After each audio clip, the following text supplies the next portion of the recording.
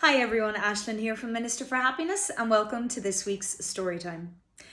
Each week I share an inspiring story, one for you to reflect upon and hopefully take the lesson into your life. And this week's story is one that I came across recently and thought it was really lovely, so I hope you enjoy it. Once upon a time, a wise old man decided to go on a journey.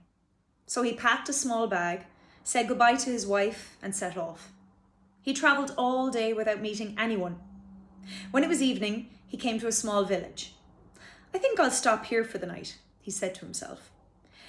Near the centre of the village, he met a group of people. So he introduced himself. "I'm a traveller," he said, "looking for a safe place to sleep and a hot meal." "We'd be glad to offer you a place to sleep," said one of the villagers, but we have very little food. Our crops were very poor this year and there's not much to eat in the whole village. Most of us are just barely getting by." "I'm sorry to hear that," the old man said, "but you needn't worry about feeding me.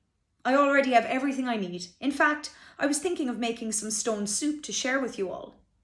"Stone soup?" the villagers asked. "What's that? We've never heard of stone soup." "Oh, it's wonderful," said the old man. "Best soup I've ever tasted, actually.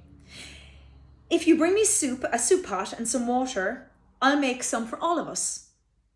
And so the villagers rushed to their homes, and when they returned, one was carrying a large soup pot, another had wood for the fire, and others brought water with them. When the fire was going and the water had begun to boil, the old man took a small silk pouch out of his pocket, and with great ceremony, he reached in and pulled out a smooth, round stone. He carefully dropped the stone into the boiling water. The villagers watched eagerly. The old man began to slowly stir the pot, sniffing the aroma and licking his lips with anticipation. "I do like a tasty stone soup," he said. "Of course, stone soup with cabbage. Now that's really special," he said. "I might be able to find a bit of cabbage," said one of the villagers, and went off to her house, returning with a small head of cabbage that she had stored in her pantry. "Wonderful," said the old man, as he added the cabbage to the pot.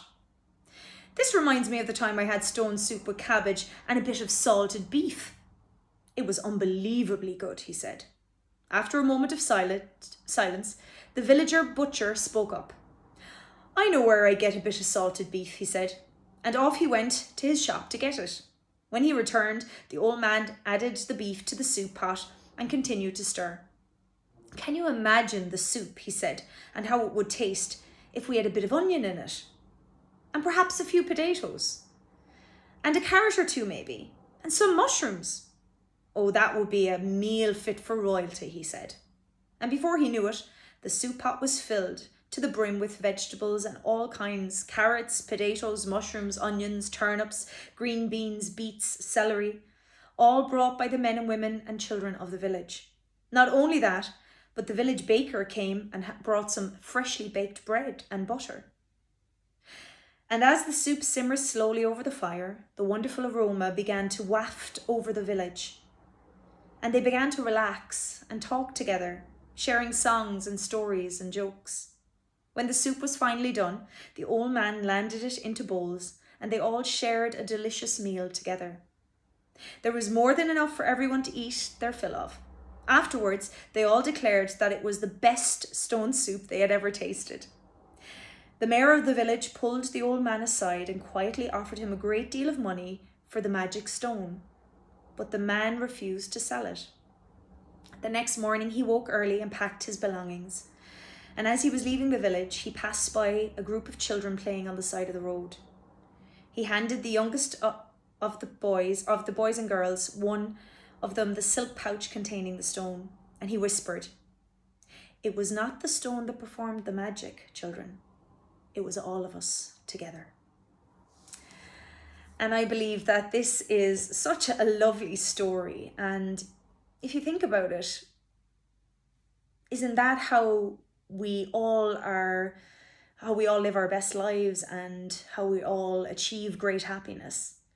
It's when we come together and share.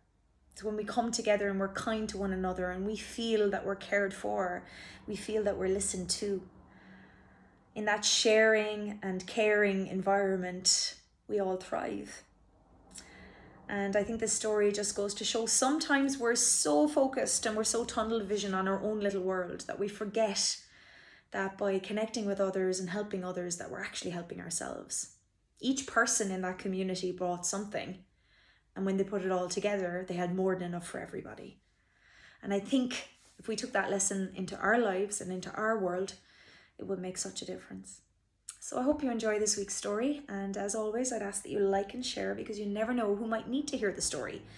Someone who might need this lesson to take into their future. And until next week, stay healthy, stay happy, and stay safe.